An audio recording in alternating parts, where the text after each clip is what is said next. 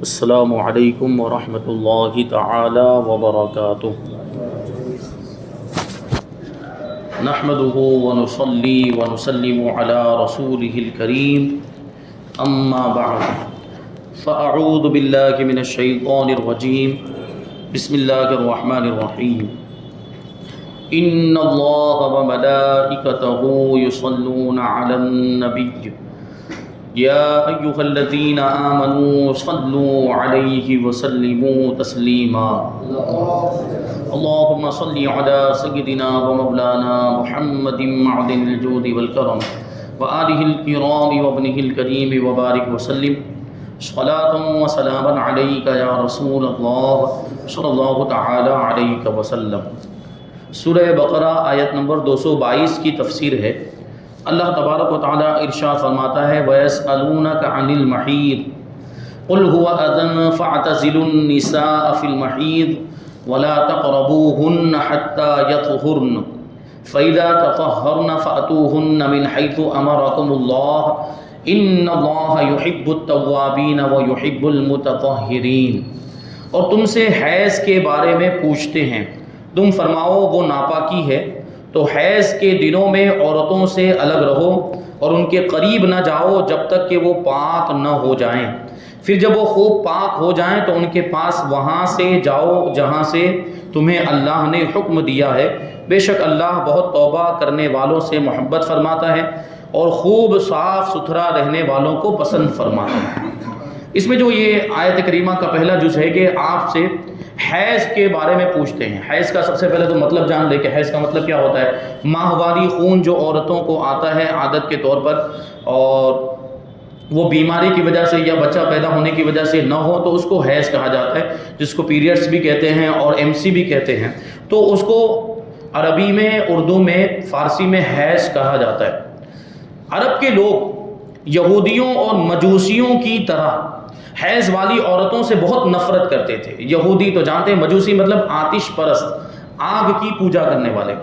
تو یہ لوگ حیض کی حالت میں عورتوں سے بڑی نفرت کرتے تھے، ان کے ساتھ کھانا پینا، ایک مکان میں رہنا انہیں گوارا نہ تھا، بلکہ یہ شدت یہاں تک پہنچ گئی تھی کہ ان کی طرف دیکھنا اور ان سے کلام کرنا، گفتگو کرنا بھی حرام سمجھتے تھے حیض والی عورتوں سے۔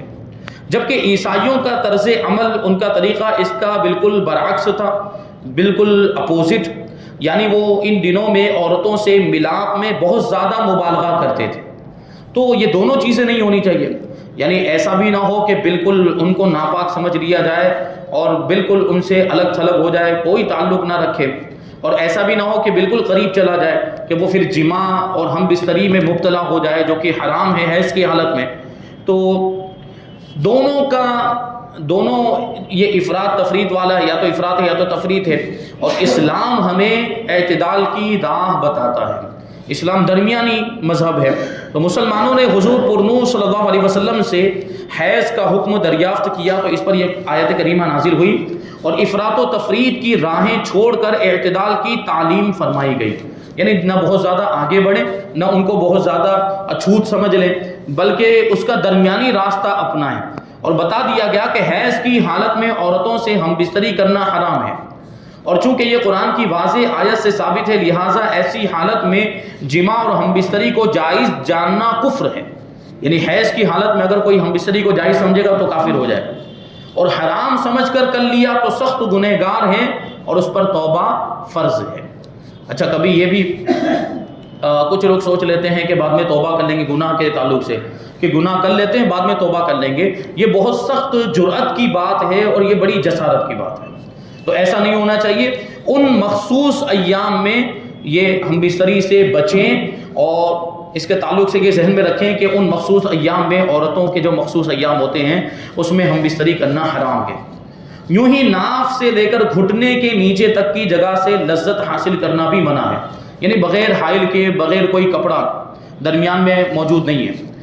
عورت کے ناف کے نیچے سے لے کر گھٹنے کے نیچے تک کا جو بدن کا حصہ ہے اس سے لذت حاصل کرنے سے بھی منع فرمایا گیا۔ کیوں؟ اس میں وجہ یہ ہے کہ اگر وہاں پر کوئی کپڑا نہیں ہوگا، کپڑا بھی اگر ہو تو ایسا ہونا چاہیے کہ جسم کی گرمی محسوس نہ ہو، وہاں اگر کوئی کپڑا نہیں ہوگا اور وہاں سے لذت حاصل کرنے میں مشغول ہوگا تو بہت زیادہ امکان ہے اور بہت زیادہ پاسبل ہے کہ وہ حرام کام میں مبتلا ہو جائے، کیونکہ وہ جو مخصوص مقام ہے وہ اس کے قریب ہی ہے۔ تو یہ اس کے اندر ایک مثال دی جاتی ہے، سمجھانے کے لیے باتیں ضروری ہے، اور ایک مثال یوں دی جاتی ہے کہ ایک جانور ہے، مثال کے طور پر بکری، اور بکری بہت زیادہ بھوکی ہے، آپ اس کو چرانے کے لیے لے گئے، بکری کو بہت زیادہ بھوک لگی ہوئی ہے، اور ایک کھیت ہے جس میں ہری بھری گھاس لگی ہوئی ہے، ہری بھری گھاس اس میں موجود ہے، اور دوسرے اس کے بالکل بغل میں ایک کھیت ہے جو سوکھ چکا ہے۔ آپ وہ سوکھے کھیت میں اس کو چرانے کے لیے لے گئے، تو اب وہ بکری کیا کرے گی؟ وہ سوکھے کھیت میں چرتی رہے گی؟ نہیں، اس کو تو بھوک لگی ہے، وہ اپنی بھوک کی شدت کو مٹانے کے لیے وہ اگر اس کو نہ روکا جائے تو وہ ہرے بھرے کھیت میں چلی جائے۔ یہ ہوگا کہ نہیں ہوگا؟ تو یہ مثال سے آپ سمجھیں کہ اس بدن کے مخصوص حصے سے مخصوص ایام میں لذت حاصل کرنے سے اسی لیے منع کیا گیا، ناف کے نیچے سے لے کر گھٹنے کے نیچے تک، کہ کہیں وہ حرام فعل میں مبتلا نہ ہو جائے۔ تو مخصوص ایام میں اس سے بھی بچنا چاہیے۔ اور بقیہ ان سے گفتگو کرنا، یعنی عورتوں سے مخصوص ایام میں گفتگو کرنا، ان کے ساتھ کھانا پینا، حتیٰ کہ ان کا جھوٹا کھانا بھی جائز ہے، گناہ نہیں ہے۔ انہوں نے کوئی چیز کھائی اور بچی ہوئی ہے تو وہ کھا سکتے ہیں، پانی پیا اور پانی بچا ہوا ہے تو پی سکتے ہیں، کوئی حرج نہیں۔ اس آیت سے یہ بھی معلوم ہوا کہ عورت کے پچھلے مقام میں جماع کرنا حرام ہے، کیونکہ وہ بھی گندگی کا مقام ہے اور وہ فطرت کے خلاف ہے۔ فَإِذَا تَطَهَّرْنَ فِي، جب وہ خوب پاک ہو جائیں، خوب پاک ہونے سے مراد ایام حیض ختم ہونے کے بعد وہ غسل کر لیں، تو اس کے بعد ان سے جماع کیا جا سکتا ہے، ان سے ہم بستری کی جا سکتی ہے۔ ابھی دیکھیں یہاں پر بتاتے ہیں حیض کی کم سے کم مدت جو ہے وہ 3 دن ہے، اور زیادہ سے زیادہ مدت اس کی 10 دن ہے۔ اب اس کے بہت سے تفصیلی احکام ہیں، اور ابھی جو فرض علوم کورس کا درس چل رہا ہے، فرض علوم کورس سیزن 3، اس میں یہ تفصیلی احکام اس سے پہلے بیان کیے گئے، آپ یوٹیوب پر جا کر اس کو سن سکتے ہیں، حیض و نفاس کے احکام۔ یہاں پہ مختصر طور پر کچھ باتیں بیان کر دیتے ہیں کہ اس کی کم سے کم مدت جو ہے وہ 3 دن ہے، 3 دن 3 رات مکمل، اور زیادہ سے زیادہ جو مدت ہے وہ 10 دن 10 رات ہے، کہ 3 دن 3 رات سے پہلے خون آ کر اگر بند ہو گیا تو وہ حیض کا خون نہیں ہے۔ اسی طریقے سے اگر 10 دن سے زیادہ آیا ہے تو 10 دن سے جو بھی زیادہ آیا ہے وہ حیض نہیں ہے۔ اور یہ کبھی ہو سکتا ہے کہ عورت کی ایک عادت مخصوص تھی، ایک عادت مقرر تھی، جیسے 7 دن ہر مہینے اس کو 7 دن خون آتا تھا، اور اب کی مرتبہ 10 دن سے زیادہ آ گیا، تو ایسی صورت میں اب اس کے عادت کے ایام کی طرف اس کو پھیرا جائے گا، یعنی عادت کے جو 7 دن ہیں وہ حیض کے مانے جائیں گے، اور 7 دن کے بعد 10 دن سے زیادہ جتنا بھی اوپر چلا گیا ہے، یہ سب کے سب 8واں 9واں 10واں 11 12 جتنا بھی آیا ہوگا یہ سب استحاضہ میں شمار ہوگا۔ استحاضہ مطلب بیماری کا خون۔ اور حیض کی حالت میں نمازیں معاف ہیں، حیض کی حالت میں روزہ معاف ہے، روزے کی بعد میں قضا کرنی پڑے گی، نمازوں کی قضا نہیں ہے۔ تو استحاضہ کے ایام میں یہ چیزیں معاف نہیں ہیں۔ استحاضہ اگر ہو، بیماری کا خون اگر آ رہا ہے تو نمازیں بھی پڑھنی پڑے گی اور روزے بھی رکھنے، اگر رمضان کا مہینہ اس میں آ جاتا ہے درمیان میں تو روزے بھی رکھنے لازم اور ضروری ہے۔ یہاں پر یہ جو بات فرمائی گئی ہے کہ وہ غسل کر لے، تو یہ غسل کرنا اس وقت ہے جب اس کی عادت کے ایام پر خون آنا بند ہو گیا۔ اس کو 7 دن خون آتا تھا اور اس مہینے بھی 7 دن خون آ کر بند ہو گیا، تو جب تک وہ غسل نہیں کر لیتی اس سے ہم بستری کرنا منع ہے۔ غسل کر لے اس کے بعد ہم بستری جائز ہو جائے گی، اور اس میں وہ جو ممانعات ہے وہ ختم ہو جائے گی۔ لیکن اگر بالکل 10 دن پر خون یہ بند ہوا ہے، اب 10 دن پر خون بالکل 10 دن آنے کے بعد، 10 دن 10 رات مکمل ہونے کے بعد یہ خون بند ہوا ہے، تو ایسی صورت میں اگر اس نے غسل نہ بھی کیا ہو تب بھی اس سے ہم بستری ہو سکتی ہے، لیکن بہتر یہ ہے کہ اس میں بھی وہ غسل کر لے۔ تو یہ حیض کی مدت کم سے کم 3 دن اور زیادہ سے زیادہ 10 دن ہے۔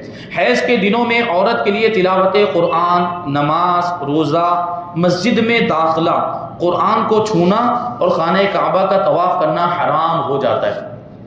تو اسی وجہ سے جو خواتین حج کرنے کے لیے یا عمرہ کرنے کے لیے جاتی ہیں اور یہ ایام اگر شروع ہو جائیں تو ان کے لیے بڑے مسائل پیش آتے ہیں۔ تو اس کو تفصیل کے ساتھ، وہ جو میں نے ابھی حوالہ دیا جو درس ہے فرض علوم کورس کا جو درس، اس میں تفصیل کے ساتھ بیان کیا گیا کہ عمرے کے دوران اگر یہ ایام شروع ہو جائیں یا حج کے دوران یہ ایام شروع ہو جائیں تو اس کو کیا کرنا چاہیے، وہ ساری تفصیل آپ یوٹیوب پر جا کر ملاحظہ کر سکتے ہیں۔ نمبر 3، ذکر و درود وغیرہ میں کوئی حرج نہیں، یعنی ان مخصوص ایام کے اندر ذکر کر سکتی، کوئی وظیفہ ہے، وہ وظیفہ یعنی جس میں کوئی آیت کریمہ نہ ہو، قرآن کی آیت نہ ہو، تو ایسا وظیفہ بھی پڑھ سکتی ہے، درود شریف بھی پڑھ سکتی ہے۔ البتہ اس کے لیے وضو کر لینا مستحب ہے، ذکر و درود وغیرہ کے لیے وضو کر لینا مستحب، بلکہ یہ علماء نے کتابوں کے اندر بھی یہ بات لکھی ہے کہ بہتر یہ ہے کہ نمازوں کے ایام میں مخصوص دنوں کے اندر بھی جب وہ اس کو حیض کی حالت میں ہو تو مخصوص ایام میں بھی جب نماز کا وقت آئے تو وہ اپنا مصلی بچھا کر بیٹھ جائے، مصلی بچھا کر بیٹھ جائے. جتنی دیر وہ پہلے نماز پڑھا کرتی تھی باقی کے دنوں میں، جتنی دیر تک وہ نماز پڑھتی تھی اتنی دیر تک بیٹھ کر وہ کچھ وظیفہ کرتی رہے، درود شریف پڑھتی رہے، کوئی ورد پڑھتی رہے جو قرآن کی آیت پر مشتمل نہ ہو. تو اس سے کیا ہوگا کہ وہ جو نماز کی عادت ہے وہ عادت اس کی بنی رہے گی. ورنہ یہ 7 دن کا وقفہ ہو جائے گا، 6 دن کا وقفہ ہو جائے گا تو ہو سکتا ہے کہ نمازوں کی عادت چھوٹ جائے. اس لیے حکم یہ ہے، مستحب اور بہتر یہ ہے کہ وہ نماز کے اوقات میں مخصوص ایام میں بھی مصلی بچھا کر بیٹھ جائے. نماز تو نہیں پڑھ سکتی لیکن اوراد اور وظائف اور درود شریف وغیرہ پڑھ سکتی ہے، تو وہ اتنی دیر تک پڑھ کے بیٹھ کر پڑھتی رہے.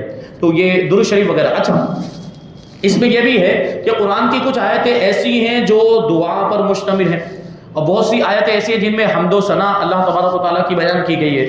تو ان آیتوں کو دعا کی نیت سے اگر پڑھنا چاہے تو پڑھ سکتی. اسی طریقے سے وہ حمد و ثنا والی آیتیں ہیں، ان کو حمد و ثنا کی نیت سے اگر پڑھنا چاہتی ہیں تو پڑھ سکتی ہیں. قرآن کی آیت کی نیت سے اور قرآن کی تلاوت کی نیت سے پڑھنا حرام ہے، لیکن حمد و ثنا والی آیتوں کو حمد و ثنا کی نیت سے پڑھ سکتی. جیسے یہی ہم پہلی آیت سورہ فاتحہ کی الحمدللہ رب العالمین، یہ قرآن پاک کی آیت ہے، لیکن کتنی جگہ کتنے مقامات ایسے جہاں پر الحمدللہ پڑھا جاتا ہے. جیسے کھانا کھانے سے پہلے بسم اللہ پڑھتے ہیں، بسم اللہ بھی قرآن کی آیت کا حصہ ہے. اور اسی طریقے سے کھانے سے فارغ ہونے کے بعد الحمدللہ پڑھتے ہیں، پوری دعا پڑھی جاتی ہے، اس میں الحمدللہ آتا ہے، تو یہ بھی تو آیت کریمہ کا جز ہے. اور اسی طریقے سے اور بھی بہت سے مقامات جیسے چھینک آئی تو الحمدللہ پڑھنا ہے، اور بہت ساری چیزیں جہاں پر آیتوں کے حصے پڑھے جاتے ہیں یا کچھ آیتیں بھی پڑھی جاتی ہیں لیکن وہ دعا کی نیت سے پڑھی جاتی ہے یا جو ہے کہ حمد و ثنا کی نیت سے پڑھی جاتی ہے، تو اس کی اجازت ہے. ایام حیض کے روزوں کی قضا عورت پر لازم ہے جبکہ نمازیں معاف ہیں. ان دنوں میں جو بھی نمازیں چھوٹی ہوں گی نمازوں کی قضا نہیں کرنی ہے، لیکن ان دنوں میں اگر مثال کے طور پر رمضان آ گئے اور رمضان کے روزے چھوٹ گئے تو وہ روزوں کی قضا کرنی پڑے گی. اور اس میں بھی بڑی حکمت ہے. دیکھیں اسلام کے اندر اسلام کے جو احکام ہے نہ اس میں بہت زیادہ سختی ہے نہ بہت زیادہ نرمی ہے. اسلام اعتدال والا مذہب ہے، میانہ روی والا مذہب ہے. ابھی آپ دیکھیں کہ نمازوں کو معاف رکھا گیا ہے اور روزوں کی قضا ضروری ہے. اس میں بھی بڑی حکمت ہے. وہ کیسے کہ روزہ تو سال میں ایک بار رمضان کے مہینے میں ہی رکھنے ہوتے ہیں، 30 دن کے پورے رمضان کے مہینے کے رکھنے ہوتے ہیں، اور اس میں زیادہ سے زیادہ ان کے روزے اگر چھوٹیں گے تو 7 دن کے، 10 دن کے، 12 دن کے چھوٹیں گے اگر وہ مخصوص ایام کے اعتبار سے. تو زیادہ سے زیادہ 7-8 دن کے وہ روزے چھوٹے ہوئے ہوں گے، ان کو بعد میں رکھنا ان کے لیے آسان ہے. اور عورتیں خاص طور پر یہ جو بڑی راتوں کے اور مبارک جو ایام آتے ہیں ان میں وہ روزے رکھتی ہیں. محرم کے اندر رکھ لیے، اور شب معراج میں رکھ لیے، شب برات میں، شعبان کے مہینے میں رکھ لیے، اور اس کے علاوہ بھی اور بہت سے دن ہوتے ہیں جس میں وہ روزے رکھتی ہیں. تو وہاں پہ نفل کی نیت کے بجائے ان کو اپنے قضا روزوں کی نیت کرنی چاہیے. جو رمضان میں چھوٹے ہیں ان روزوں کی ان کو نیت کر لینی چاہیے اور وہ قضا ان کی کر لینی چاہیے. اور ویسے ہوتا بھی ہے عام طور پر وہ جو ان کے رمضان میں چھوٹے ہوئے ہوتے ہیں وہ رکھتے ہیں. جیسے وہ ششا عید کے نام سے بھی وہ کبھی 6 روزے رکھ لیتی ہیں اور کبھی دوسرے ایام میں بھی وہ روزے رکھ لیتی ہیں. تو جو رمضان کے چھوٹے ہیں وہ روزے ان کو رکھ لینے چاہیے. اور یہ اس طرح ان کے لیے الگ الگ طور پر روزے رکھنا آسان بھی ہے اور اس طرح ان روزوں کی قضا ہو بھی جاتی ہے آسانی کے ساتھ. لیکن اب نماز کو دیکھیں تو نماز تو دن میں 5 مرتبہ پڑھی جاتی ہے، دن میں 5 نمازیں فرض ہیں. تو اس طریقے سے اگر 7 دن ان کے دیکھ کر چلے اور 7 دن کی کتنی نمازیں ہو جائے گی، 7 دن کی نمازوں کا آپ حساب لگائیں تو کتنی زیادہ نمازیں ہو جائے گی. اور اگر ان ساری نمازوں کی قضا کو اگر عورت پر لازم کر دیا جائے تو اس کے لیے دشواری ہوگی. اب وہ پاکی کے ایام آئے تو اس میں پاکی کے دن کی جو 5 نمازیں ہیں جو وقتی نمازیں وہ تو پڑھنی ہی پڑھنی ہے. اگر یہ نمازیں بھی اس پر لازم ہو جائے، ان نمازوں کی قضا بھی اس پر لازم ہو جائے تو ڈبل نمازیں ہو جائے گی، اس کے لیے دشواری. اور پھر عورتوں کے معاملات کی گھر کا کام کاج دیکھنا ہوتا ہے، گھر کو سنبھالنا، دوسری بہت ساری چیزیں ہوتی ہیں. تو یہ اسلام کے اندر حکمت، اسلام نرمی والا مذہب ہے. لا یکلف اللہ نفسا الا وسعها. اللہ تبارک و تعالیٰ کسی بھی جان پر اس کی طاقت سے زیادہ ذمہ داری نہیں ڈالتا. جتنی طاقت ہے اللہ تبارک و تعالیٰ اتنے ہی احکام نافذ فرماتا ہے اور اتنا ہی عمل کرنے کا حکم دیتا ہے. آگے آیت نمبر 223 اللہ تعالیٰ ارشاد فرماتا ہے نساؤکم حرث لکم فأتوا حرثکم انا شئتم وقدموا لانفسکم واتقوا اللہ واعلموا انکم ملاقوہ وبشر المؤمنین. تمہاری عورتیں تمہارے لیے کھیتیاں ہیں تو تم اپنی کھیتیوں میں جس طرح چاہو آؤ اور اپنے فائدے کا کام پہلے کرو اور اللہ سے ڈرتے رہو اور جان رکھو کہ تم اس سے ملنے والے ہو یعنی اللہ سے ملنے والے ہو، اور اے حبیب ایمان والوں کو بشارت دے دو، خوشخبری دے دو۔ اب یہاں پر یہ جو فرمایا گیا عورتوں کے بارے میں کہ وہ تمہاری کھیتیاں ہیں، یعنی عورتوں کی قربت سے، عورتوں سے ہم بستری کرنے سے نسل حاصل کرنے کا ارادہ کرو، اولاد حاصل کرنے کا ارادہ کرو، صرف اپنی خواہش پوری کرنے کا ارادہ نہ کرو۔ کیونکہ اللہ تبارک و تعالیٰ نے دنیا بنائی تو اللہ تبارک و تعالیٰ کا ارادہ، اللہ تبارک و تعالیٰ کی مراد یہی ہے کہ انسانوں کی نسل آگے بڑھے، اولاد کا سلسلہ آگے بڑھے۔ تو یہ اور پھر ظاہر سی بات ہے کہ اللہ تبارک و تعالیٰ نے مرد اور عورت دونوں میں شہوت کا یہ جذبہ رکھا ہے، یہ فطری طور پر جذبہ رکھا ہے، لیکن شہوت کو پوری کرنے کی اللہ تبارک و تعالیٰ نے عام اجازت نہیں دی کہ جہاں چاہے وہ اپنی شہوت کو پوری کرے، بلکہ اس کے لیے ایک مخصوص طریقہ اللہ تبارک و تعالیٰ نے اور رسول پاک صلی اللہ علیہ وسلم نے، انبیاء کرام نے بھی، پرانی شریعتوں کے اندر بھی یہ نکاح کا طریقہ رکھا گیا، شہوت پوری کرنے کے لیے بھی نکاح کا طریقہ، اور لیکن اس میں بھی صرف شہوت پوری کرنے کی نیت نہیں ہونی چاہیے، بلکہ اولاد حاصل کرنے کی نیت ہونی چاہیے، اور بھی اس میں اچھی اچھی نیتیں کی جا سکتی ہیں۔ کیونکہ نکاح دیکھیں یہ خالص انسان کی بدنی ضرورت تھی، اللہ تبارک و تعالیٰ نے شہوت کا جذبہ رکھا تھا، تو اس شہوت کے ہیجان کو اور اس شہوت کے جوش کو ٹھنڈا کرنے کے لیے یہ نکاح رکھا گیا تھا۔ لیکن اگر ہم اس میں نیتیں اچھی کر لیں تو یہ نکاح بھی پھر عبادت بن جایا کرتا ہے۔ رسول پاک صلی اللہ علیہ وسلم نے اس کو اپنی سنت بنا کر نکاح کو عبادت کا درجہ دے دیا ہے، تو وہ بھی نیت کر لیں کہ یہ رسول پاک صلی اللہ علیہ وسلم کی سنت ہے، ہم حضور کی سنت پر عمل کر رہے ہیں، انبیاء اکرام کی سنتوں پر عمل کر رہے ہیں، اور اولاد حاصل کرنے کی نیت کریں، اللہ کو راضی کرنے کی نیت کریں، رسول اللہ کو راضی کرنے کی نیت کریں، تو اس میں بھی پھر ثواب ملے گا۔ خالص اور صرف خواہش پوری کرنے کی نیت نہیں ہونی چاہیے۔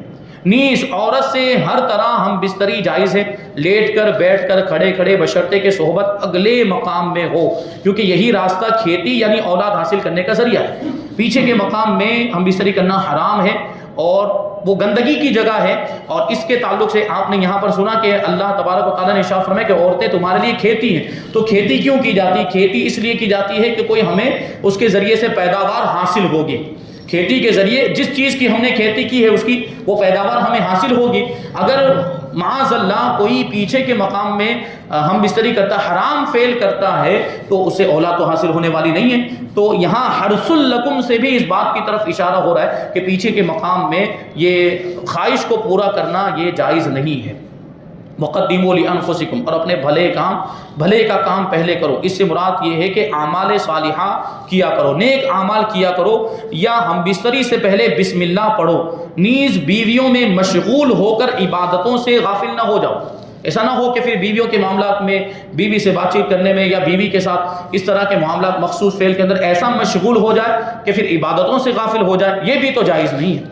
حضرت عبداللہ ابن عباس رضی اللہ تعالی عنہما سے روایت ہے، حضور اقدس صلی اللہ علیہ وسلم نے ارشاد فرمایا کہ اگر تم میں سے کوئی اپنی بیوی کے پاس جائے تو وہ یہ کہے، بسم اللہ اللہم جنبنا الشیطان وجنب الشیطان ما رزقتنا، اللہ کے نام کے ساتھ، اے اللہ ہمیں شیطان سے محفوظ رکھنا اور اس کو بھی شیطان سے محفوظ رکھنا جو تو ہمیں عطا فرمائے، یعنی اولاد، اس اولاد کو بھی شیطان سے محفوظ رکھنا جو تو ہمیں عطا فرمائے۔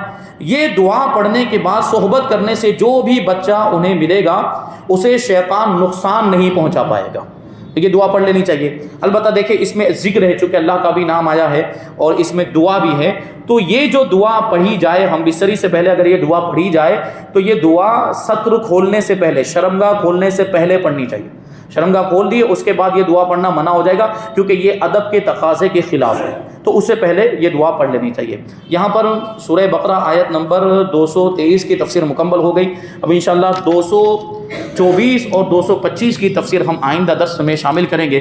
اللہ تبارک و تعالیٰ کی بارگاہ میں دعا ہے کہ جو کچھ بھی بیان ہوا اس پر ہم سب کو عمل کرنے کی توفیق عطا فرمائے، اور نور قرآن سے ہم سب کے دلوں کو روشن اور منور فرمائے۔ وما علینا الا البلاغ۔